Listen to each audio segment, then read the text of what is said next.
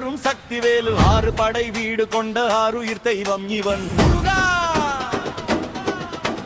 முருகா முருகா.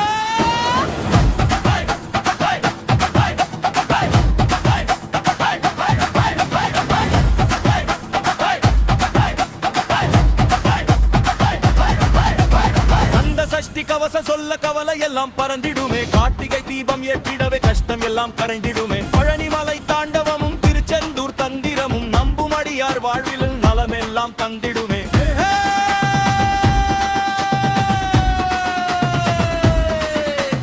வெற்றிவேல் முருகனுக்கு, வீரவேல் முருகனுக்கு.